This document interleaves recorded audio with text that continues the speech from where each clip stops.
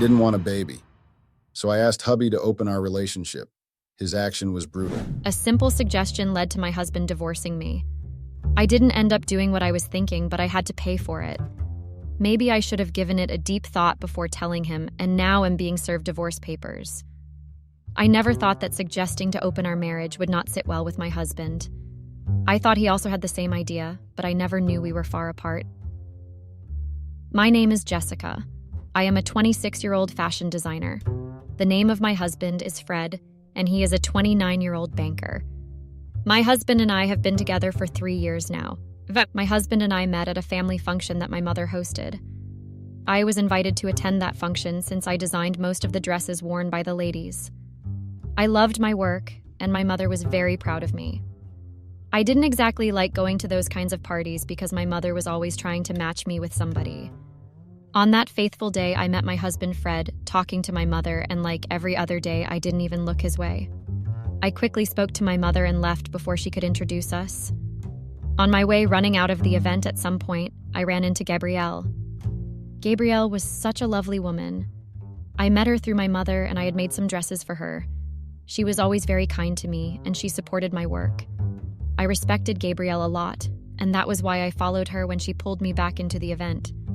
She kept on talking about how her grandson is sweet and all, and at some point I had to tune her out. I thought it was time for me to leave when she pulled me across the hall to where my mother was standing talking to a man. Gabrielle introduced him as his grandson Fred, and at that moment I was very much interested because Fred is a very handsome man. Fred and I got talking, and he told me about what he did for a living, and he complimented me about my work, which I was grateful for. Fred and I exchanged numbers, and from there we started speaking. At that point, I did want to be in a relationship because I had just left one which was not very good. Fred had assured me he was not like every other guy, and I believed him. Fred took me out on dates, which I was very happy with. He was very attentive to me, and I loved that. Things were going smoothly, and at some point Fred asked me to be his girlfriend, and I accepted. I was skeptical about it because I genuinely loved Fred, and I knew he loved me too. While we dated, I discovered that Fred had lost his mother at a very early age, and he was raised by his grandmother, Gabrielle. I got to meet his whole family. His grandmother, who he adored so much, was his everything, and she approved of our relationship. A few months later, Fred and I got married in a very beautiful way. I could say that I was totally in love. We bought a house together, and we moved in together. Our marriage was beautiful at some point, and we were the ideal couple. We went out on regular dates, went on vacations, attended so many functions and parties together. Our lives were moving perfectly and felt surreal. Of course, we had different arguments from time to time, but we always found our way back to each other. We didn't really stay mad at each other for long and had our ways of settling each argument. A year into our marriage, things began to change. I started traveling a lot for my work, and I didn't have time. Fred also got promoted, and most times he was not at home. It was as if everything was not in our favor. Whenever I had time to spare before a trip, Fred could be in another state, but we made sure to find time, even if it was an hour in those days, to spend together. It got worse at some point that we didn't see each other for over 6 months. Sure, we talked on the phone and made video calls, but it was different. I was busy creating my designs one day when Gabrielle worked into my office like every other day. I thought it was going to be a very good afternoon with her talking about random things, but it wasn't. I felt like everything started from there. She scolded me about not being present in my marriage and how I was neglecting my house and all. I decided to make her understand that I wasn't neglecting my duties as a wife and that Fred has been busy with work. And she told me that Fred had complained to her that I am no longer available at home and that work had taken most of my time. I was shocked to hear that because it was Fred, who I had not seen in a couple of weeks. I knew we went 6 months without seeing each other, but after that, I decided it was not going to happen again, and I hired more people to work for me in order for me to spend more time with my husband. And so, when Gabrielle was talking to me about what Fred had said, I was disappointed. I made Gabrielle understand what was going on, but she didn't want to see things from my own perspective. I understood how much she meant to Fred, and that's why I decided to let her go on and on about what she didn't really understand. When Gabrielle left, I was so angry because I felt like if by chance Fred and I had issues in our relationship, He shouldn't talk to his grandmother first, but to me, his wife, in order for us to solve the problem. After a few days, Fred returned from his trip, and I decided to talk to him about his grandmother's visit, to which he apologized, and said at that time he didn't know what to do, and we hadn't seen each other for 6 months, and he needed to speak to someone. I understood what he meant, and we decided to resolve our issues and cut back the hours we were working in order for us to have enough time for each other. Fred began to work less, and I also did the same. We also invited friends and colleagues. It was indeed beautiful. A year later, and we were back to where things were. We were working more now, and we saw each other. We could only meet during Thanksgiving and Christmas dinners, and at that point I felt like we were drifting apart. I hardly saw Fred, which I was not happy about. At some point, I started thinking that maybe he was seeing someone else.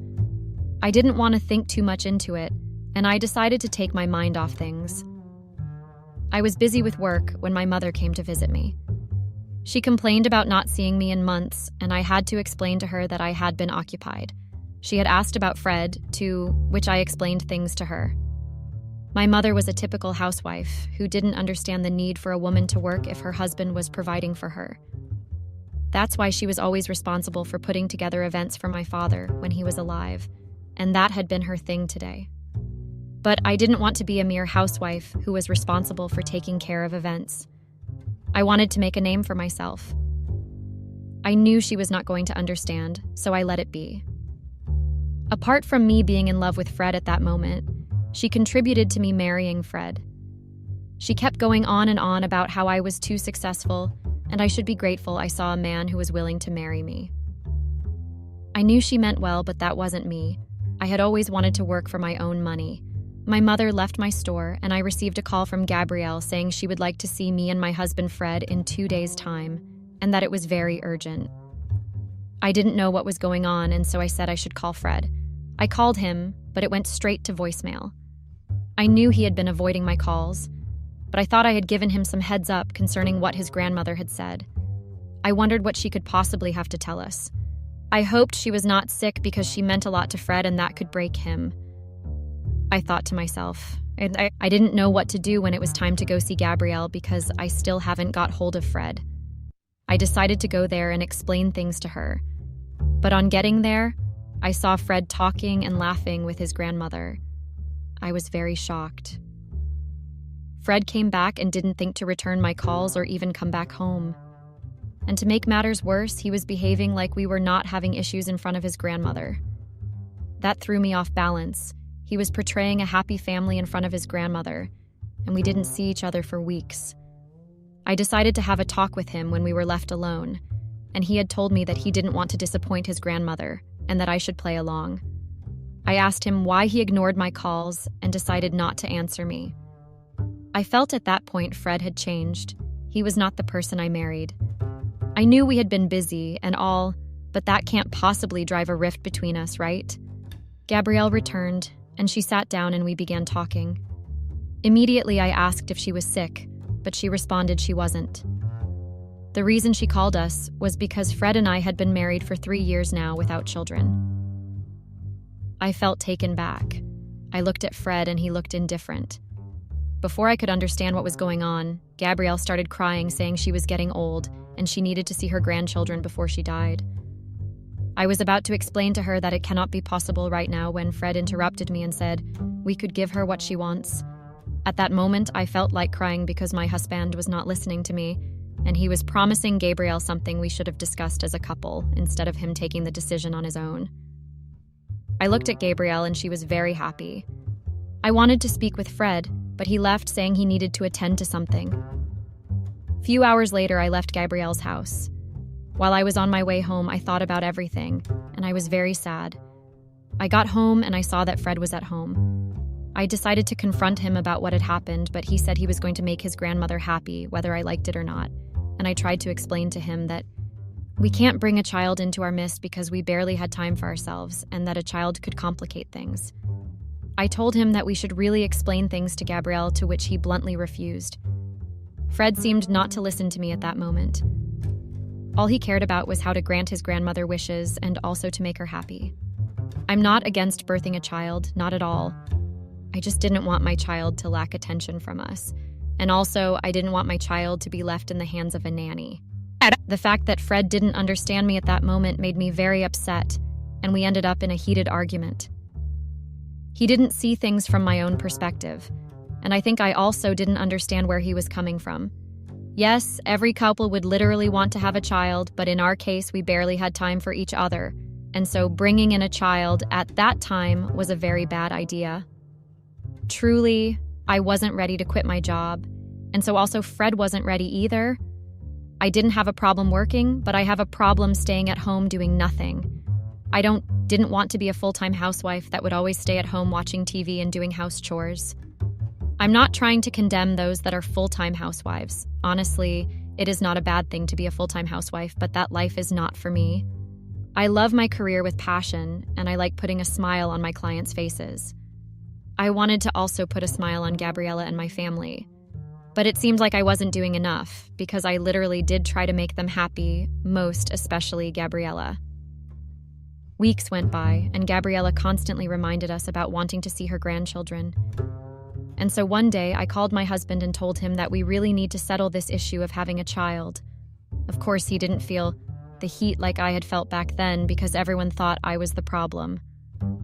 Fred was guilty, in fact, we both were guilty, but he made it look as if I was the problem. So Fred and I talked on the phone, and I asked him if he would be home the coming weekend so we could patch things out. He told me to give him about 30 minutes so that he could get back to me and that he was in a meeting. I agreed, and we ended the call. After getting off the phone with my husband, I picked my bag and headed home. It was time for me to close for the day, so I went home and hoped that my husband would keep to his promise and return the call. I arrived home and met an empty house as usual. I had my shower and changed into my pajamas. I was about heading to the kitchen to fix something for dinner when my husband called. He apologized for not keeping to the time. We asked ourselves how our day went, and I asked about the meeting he had that day, if everything went okay, and he responded positively. I asked him if he could come back that weekend so we could talk things out, most especially the child aspect, and he assured me that he was going to come. We talked about a few things on the phone before we ended the call. I went ahead and had my dinner and watched my regular TV night shows before I retired to bed for the night. World Cup the next day very early and headed home. Apparently, one of my good clients had booked to be styled for a photo shoot, so I left home before 5 a.m. I went to the client house with my crew members and all the equipment we needed to carry out our job. It was a birthday photo shoot, and we needed to deliver effectively. At the photo shoot, I met my old schoolmate, Becca. I was a year older than Becca, and also a year ahead of her when we were in college. It was a mutual friendship, and Becca seemed calm back then in school.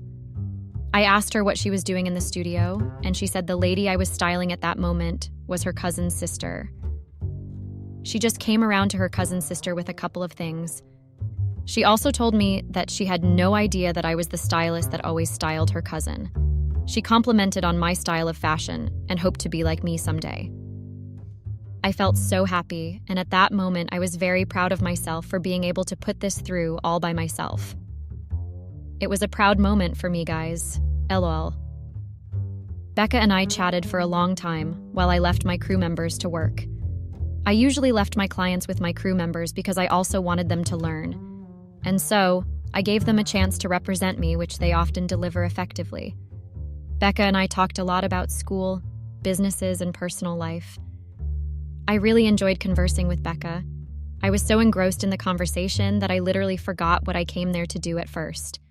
I also showed her the work I had done and a few other things. And so, guys, I really had a nice time with Becca. 30 minutes later, we all were set to leave and bade ourselves farewell. Becca and exchanged contacts and got in touch with each other. I and my crew members headed straight to the store and continued our daily routine. It was at that time my phone rang, and it was my husband calling. He called to tell me that he would be coming back home the next day. I got off the phone and continued with what I was doing. So guys, the next morning, I didn't go to work because it was on a Saturday. I don't normally work on weekends because I decided to limit my workload. That day, my husband was expected to come back home, and so I waited for him. Few hours later, Fred arrived home, and I welcomed him as usual. I wanted him to have a rest before telling him what I had in mind. He went and freshened up, and a few minutes later, he came down to have lunch. I went to the sitting room to continue watching my movie. Fred later came over to where I was seated and asked me what was so important that I had to call him over to discuss. He told me he was curious to know, and he paid attention to me. At that moment, I didn't know how to put it out to him because I'd gotten so furious. Somehow I mustered the courage and told him we should open up our marriage since we barely see each other or spend time together. We would still be a couple, and our families don't need to know about it. I also told him I wasn't ready to have a child just yet because we both don't have time, and I wasn't ready to be a full-time mom. I wanted to concentrate more on my career until I was ready. Immediately I said that. Fred yelled at me and almost gave me a slap. He was shocked and at the same time looked at me in utmost disgust. I saw through his eyes that he was really disappointed in me. Fred left my side and went inside the room. In that state of anger, Fred broke a lot of valuables and even broke our wedding pictures. I tried to calm him down, but he didn't listen. I ran out of the house because I didn't want Fred to harm me. So guys, I told Fred about my suggestion and he got really mad. I haven't seen Fred that mad ever since we were together. Maybe I woke up the beast in him. Update. Hi guys, I have gone through all of you guys' comments and I really appreciate it. I have also seen the hateful comments and truly, I deserve all of that. Let me get straight to the point. So guys, I ran out of the house in fear because I had never seen my husband that mad before. I went to my mom's house to explain what had happened. Honestly, she was really disappointed in me. I explained to her about how Fred and I weren't that couple we always portrayed whenever we were in the family gathering. At that point, she didn't stop reminding me of how she was irritated by my own foolish suggestion. The following day, I got a call from Gabrielle. At that point, I already knew that my husband had already told her about it. I couldn't pick the phone because I was very ashamed of myself. I got up that morning with swollen eyes. Apparently, I had cried all through the night after thinking about what I had suggested to my husband. I thought he also wanted to open it up since things were not like before. So I didn't pick the call and didn't return it back either. It had been 10 hours since I had left home, and my husband didn't call me. He switched his lines so I wouldn't be able to reach out to him. Just when I was about to leave the bed, I got a knock on my door. I didn't answer, and after a while, the person opened the door and came in. It was my mom. She sat down on the bed and told me Fred had sent something for me. I got up in the hope that maybe he wanted to see me. I got curious as to why he had to send me a package. I opened it and found out that it was divorce papers. I couldn't believe my eyes. My mom hugged me and patted me to stop crying. The divorce papers were already signed by Fred. I was left to sign it. My husband knew I would come see him after seeing the divorce papers, and so he traveled out of town that very day. He instructed our family lawyer to come back the next day to collect the papers after I had signed it. So, 2 days later after Fred left town, I signed the divorce papers and handed it over to the lawyer. It was a tough decision, but I had to make it because there was nothing I could do to change his mind. Update. Guys, it has already been months since my husband and I both went our separate ways. I moved out of my mom's house and managed to get a place to stay. I didn't want to go back and start staying with her. I wanted to be independent and have my own place. Fred moved on, and he never spoke to me since the last time I ran out of the house. I also have moved on with my life. I want to try and put my life together and also try out new things. Most times, I usually go to my store and get myself busy so as to make me forget all that has happened in the last few months. Gabrielle never called back ever since I ignored her call. I know I must have really hurt her, but I guess she wouldn't want to see my face again. So guys, this is my story. I hope you all have learned something from this. I hope none of you would make the same mistake I made. I should have never told my husband that. I guess this was a lesson well learned. Really, some people don't really know when to stop fooling themselves, thinking that if they get married to a girl with an afforded father or any parent, they would somehow also inherit what our parents leave for us. You know, they should be ashamed of themselves to even think that they would get any share in our parents' inheritance. I thought I had found the one who would be with me and by my side all the time, but who was I fooling? Because the person I had thought was my life partner was actually my life stealer. But it's really nice playing dumb to a person who thought they were smart. You know, I hate it when someone acts like they love you and look at you like you are the only thing that mattered to them when in front of your family, but be someone else when in your own space. I mean, why pretend to be someone you are not when you know exactly why you came into my life? I respect honest people. You know, a person who would tell straight up that, you know what, I'm with you for the benefits that you are coming with.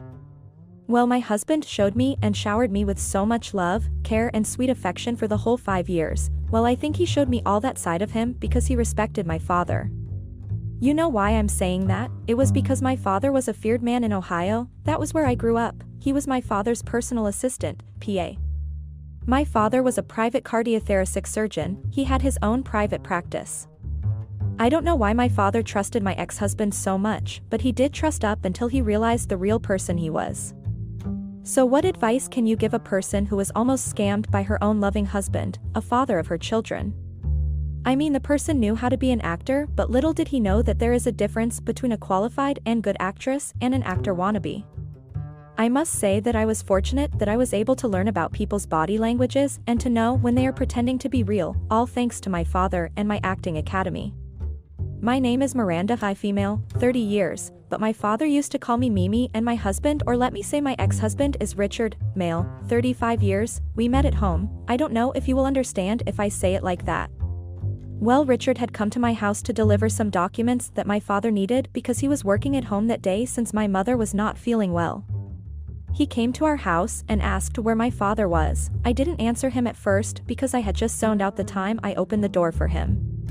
I think he saw that I had zoned out and he just let himself in. That was when I managed to bring my mind back to reality. I was charmed by his handsomeness, his body posture, the way he dressed. One would swear he was a model or something, and not to mention when he opened his mouth, I just melted and zoned out on the spot. So I followed him and told him that my father was busy, but he could leave whatever he had brought to me, of which he refused and told me that he needed to give them to my father. Luckily, father came down and took the documents that he had, then he introduced us. That time I was 24 years old and he was 29, I think. Father saw the way I was looking at Richard and told me to stay away from him and should focus at school, not on boys. I first didn't understand why my father would say that, but with my stubborn self I didn't listen. Instead, I would go to my father's practice and pretend like I was going to check on my father whenever I came from school, knowing very well that sometimes my father would work at home because he didn't want to leave my mother alone and he didn't want any helper. Knowing very well that I was actually looking for Richard. He noticed that when I had come maybe for like 3 times at my father's practice, pretending to be looking for him while knowing that he was home taking care of my mother. He asked why I kept coming to the office while I knew that my father was working from home. I told him that I didn't know that he was at home. I thought he had come to work to operate on someone, maybe, because he would only go to work if there was a patient that needed his special operation and their condition was serious. I knew that he didn't believe my lie, but I didn't care because I wouldn't tell a guy that I had come to see them. So the guy just suggested that I should give him my contact numbers so he can tell me when my father would be available so that I won't keep coming to the office for nothing. I didn't ask him many questions, I just gave him my numbers, and he gave me a call later that day saying he was just checking up on me. My heart was filled with so much joy when he called. Since then he kept checking up on me either through calls or text messages. We became pretty close, well, privately, because we didn't want my father to find out that I was a friend of his personal assistant since he had warned me to stay away from him. You know how us girls get when we are told to stay away from someone or trouble, we just don't listen and go to the trouble or someone we had been warned about, thinking that what your father told you was not true. We always want to prove our parents wrong by their speculations. But I guess mine was not wrong after all, and I regretted not listening to him. Anyway, a couple of months as Richard and I kept spending time together, we got closer and closer until I knew that I had developed feelings for the guy. I mean, he was treating me like a princess. He wouldn't go a day without checking up on me, taking me out every week and fetching me from school. Richard became my friend, my source of happiness. I was happy with him, I won't lie, and he would always manage to make my dull day gloomy without trying so hard.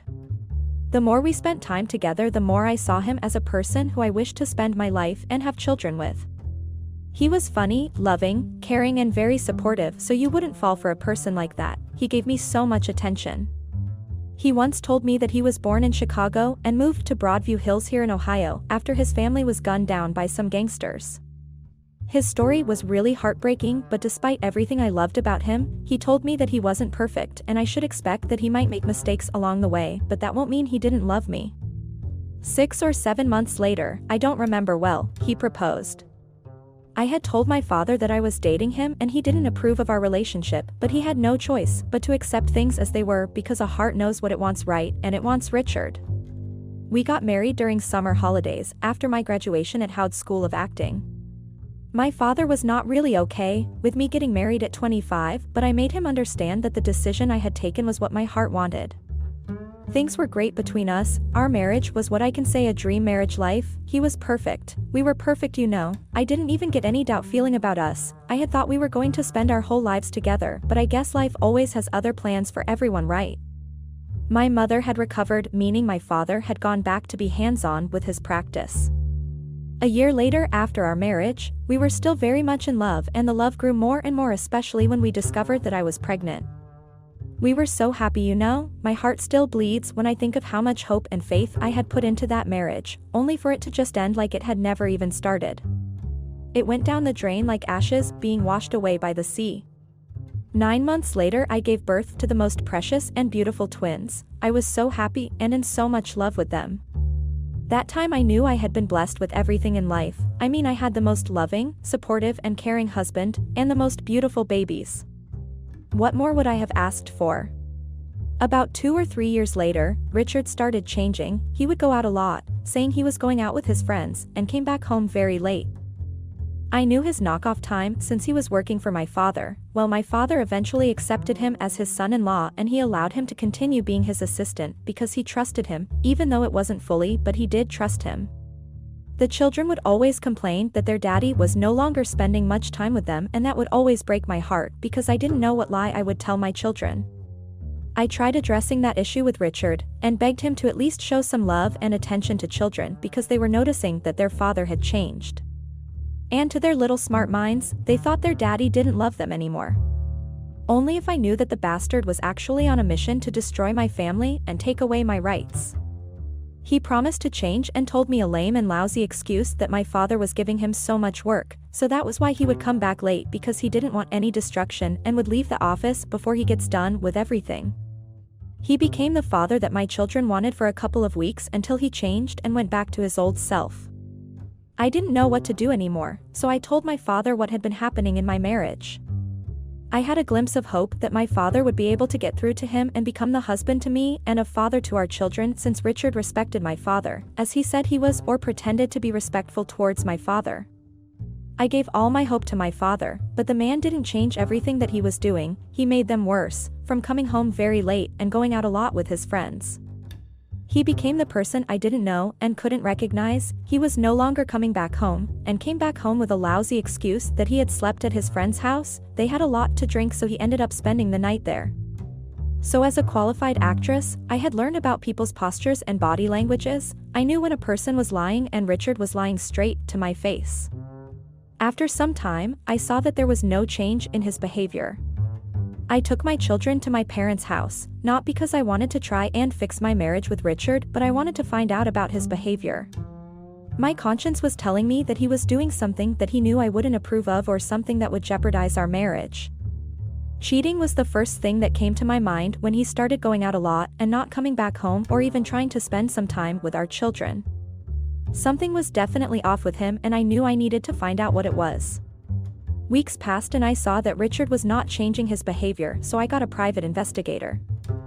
I couldn't shake off the feeling that he was doing something that would definitely jeopardize our marriage.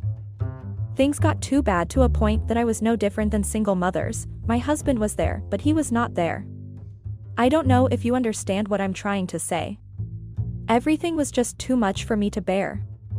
The children were so handful and would sometimes ask for their father, and I had to lie for him every single day. You know the pain of having to lie to your children, telling them that their father was busy at work, even when you know deep down that he knocks off early and goes to wherever he spends most of his time with whoever he was spending time with. I loved my husband, but what he was doing to me was really what I never signed up for, and I needed to know what he was getting up to before I jumped into conclusions. I didn't even want to tell my parents about my marital problems until I knew what had been happening with the person I had married. A private investigator got back to me after some time of waiting, and the things he found out were really heartbreaking. I just couldn't believe that the Richard, the man I loved and married, was actually the very same man who was plotting on destroying and betraying the person who helped him.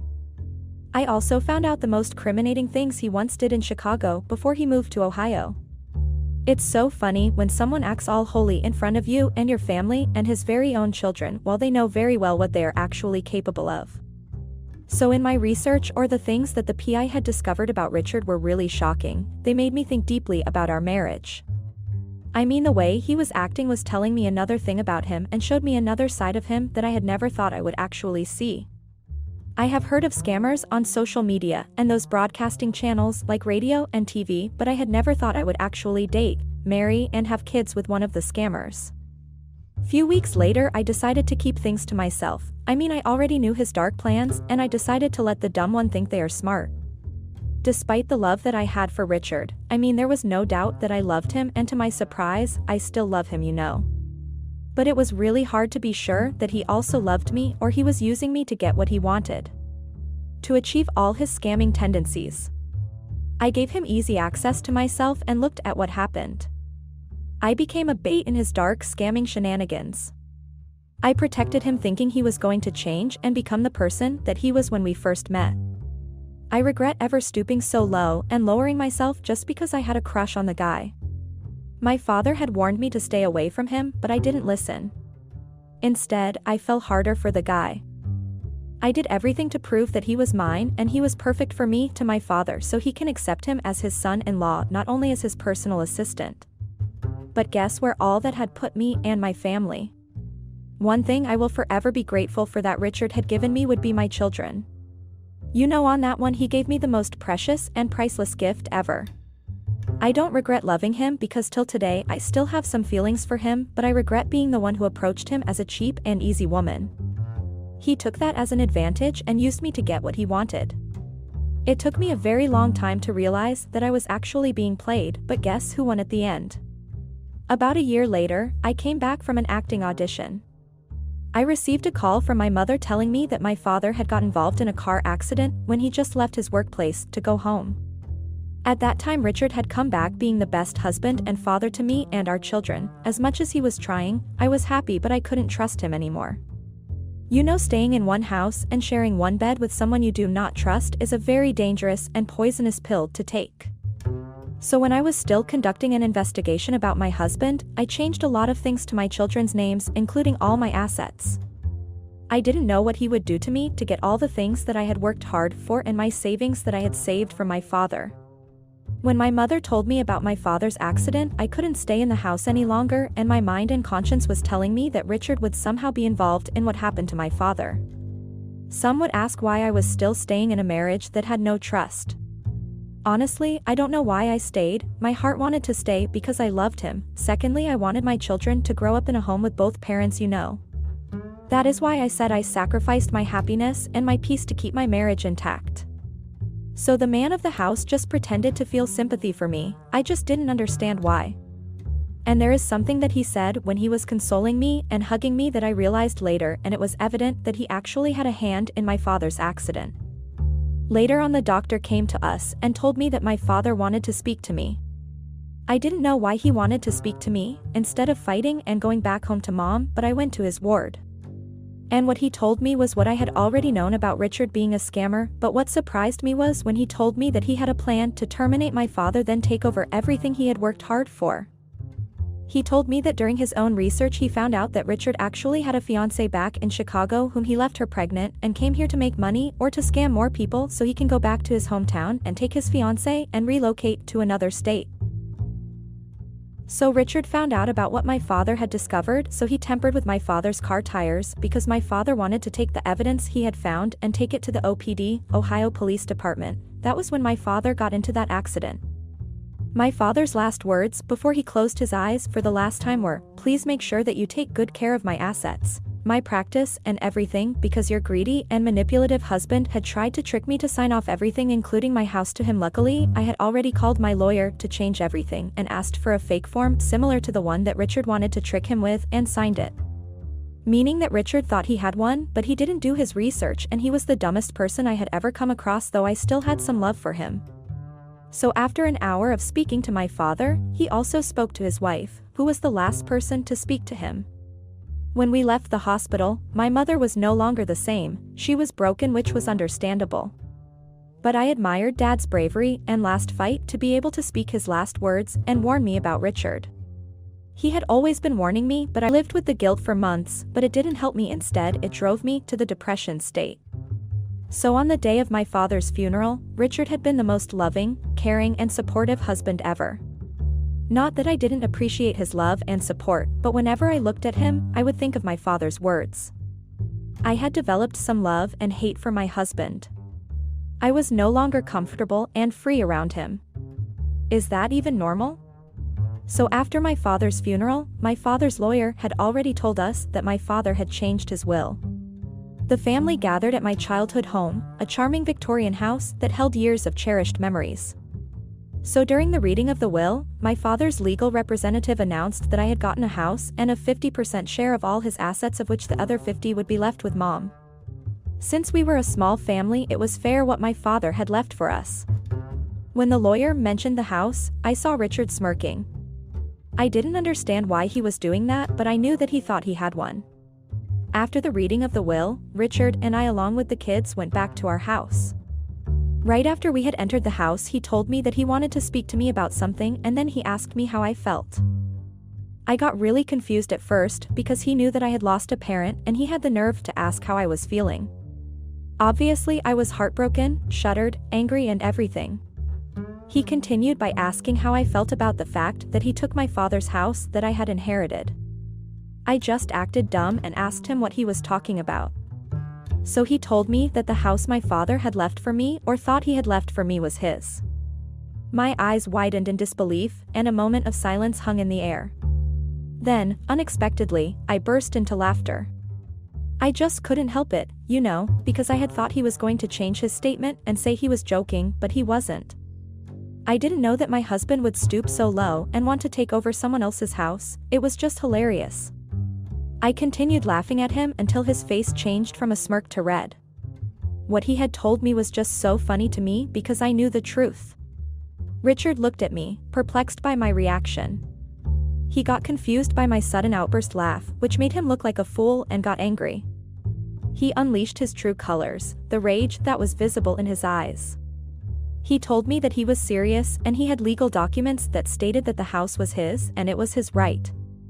I just couldn't believe him, so I just said okay, even though I knew it wasn't okay.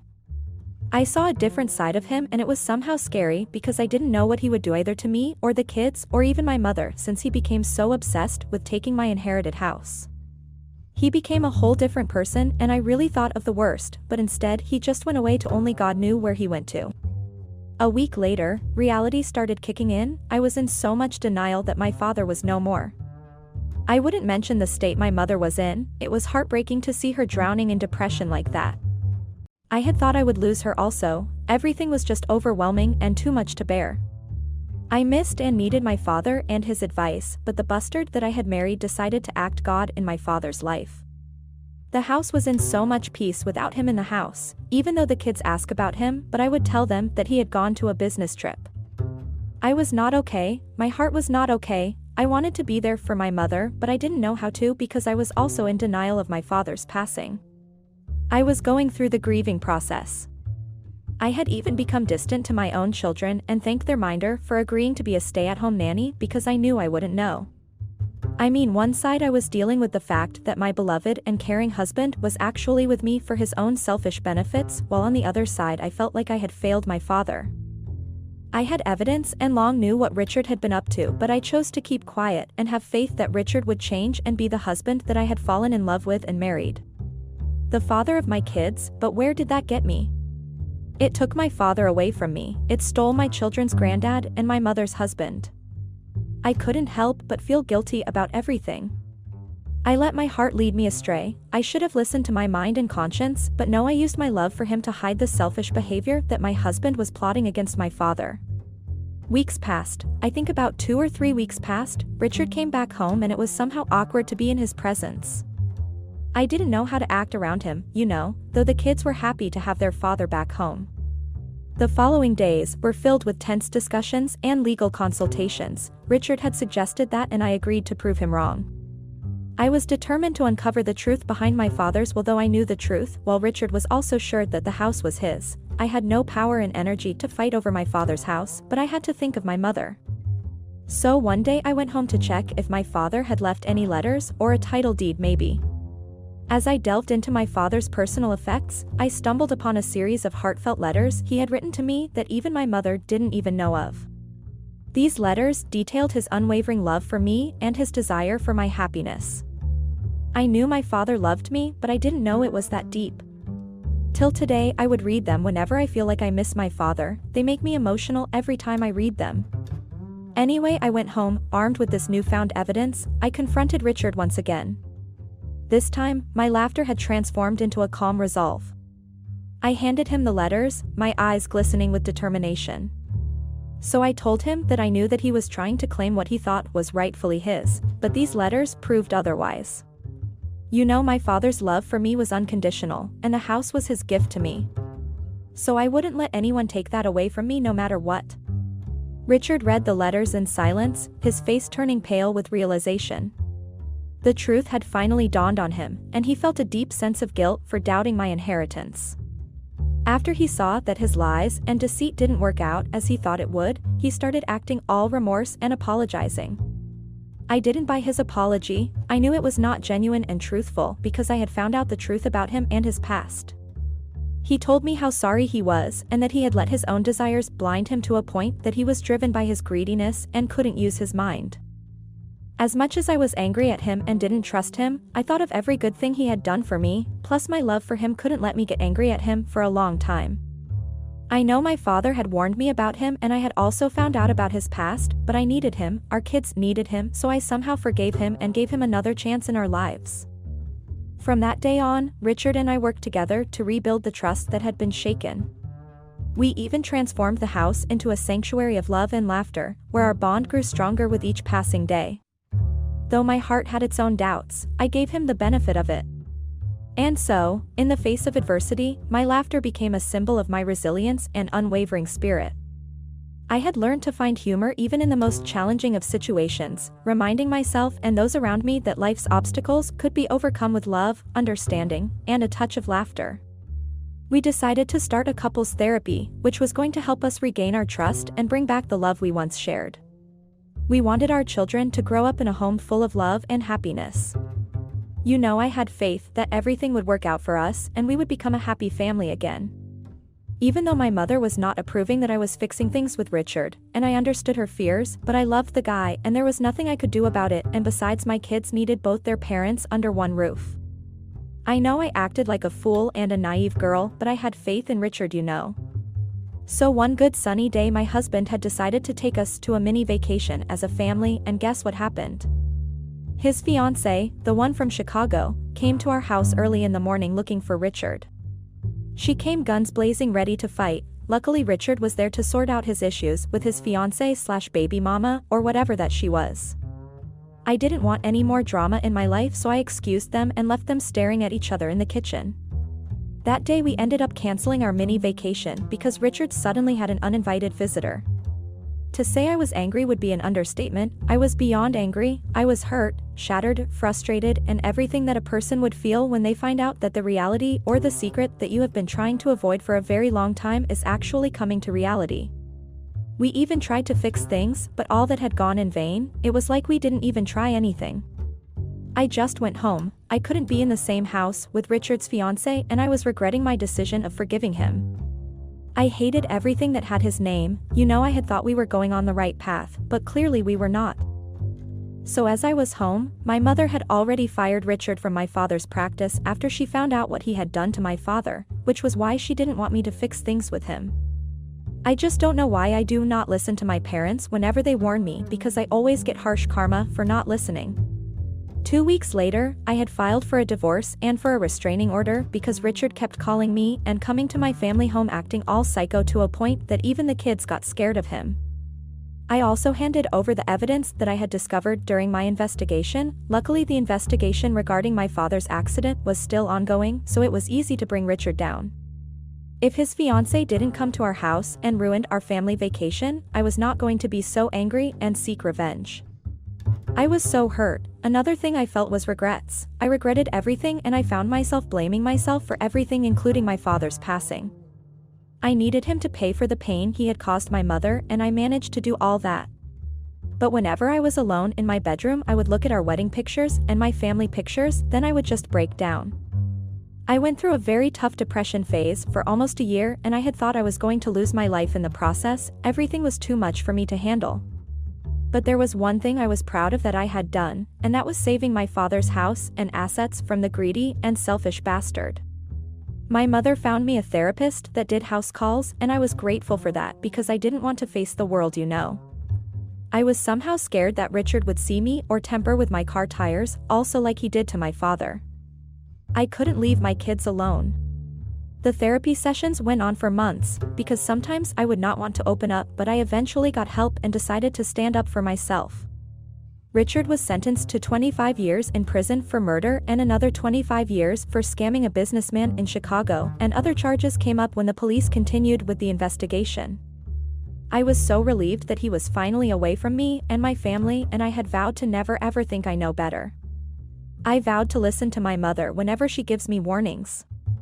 After Richard got sentenced, I became free again. I became myself and decided to take my acting career seriously. After that, I never went back to my matrimonial house. I continued staying with my mother, and our lives were in so much peace and happiness. I realized that I didn't know what peace and happiness was when I was with Richard because I was blinded by the love I had for him, but now I can proudly say I am free and at peace. Please tell me if the decisions I had taken and made were good moves. I mean, half of my heart still loves the guy, but the other hates him with passion. My children sometimes want to visit him in jail, but I do not allow them because I do not want anything to do with Richard. What should I do? Please tip me here because I am lost and I don't know what to do.